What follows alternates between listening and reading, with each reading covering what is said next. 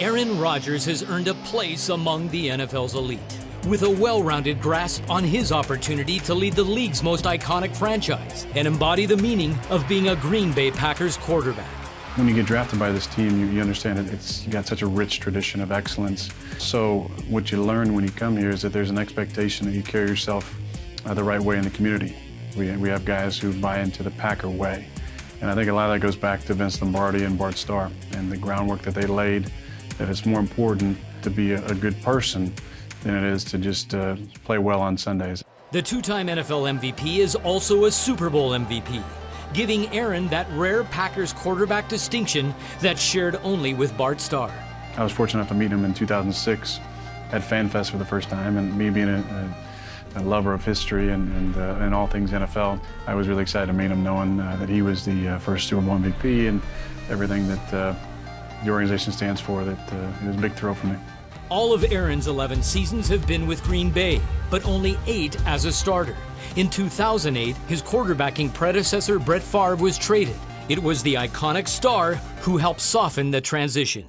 As Brett was leaving and I was coming in to take over the starting role, Bart started sending me some emails. At a time where, there was a lot of turmoil with the fans and the changeover and me trying to kind of start my own deal here as a leader and a player, and Bart's real calming words about just staying true to who you are and believing in yourself, and he believed in me as well, was pretty special. I was very touched. How important is that authenticity in demonstrating that? You have to wake up every day and look in the mirror, and you want to be proud of the person who's looking back at you. And you can only do that if you're being honest with yourself and being a person of high character. You have an opportunity every single day to write that story of your life. On the field, he's a general who leads by example, while off the field accountability keeps him grounded, helping him avoid the pitfalls of notoriety. Surround yourself with really good people. I think that's an important thing, because the people you surround yourself are a reflection of you. There's always situations that you could put yourself in where people could look at you differently. In our league, especially right now, it's a hot button topic because there's the coverage is at an all-time high. Everybody has Twitter, you have Facebook. It takes a career, a lifetime to build up a reputation, and only one misstep for it all to crumble away. He also knows when to step in, having fun photobombing on sidelines and red carpets. But Aaron prefers keeping his community involvement and generous philanthropy concealed. What compels you to give? It's just something inside me that knows that I've been blessed. We all should be pulling for each other in the same direction. And the way to do that is to find opportunities to give back.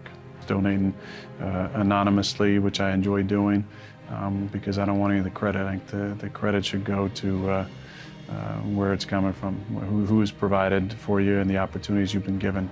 In the debate of top dog quarterbacks, it's Aaron's combined skill set that contributes to his forte: efficiency, minimizing mistakes, and leading scoring drives that has made him the highest rated passer in NFL history.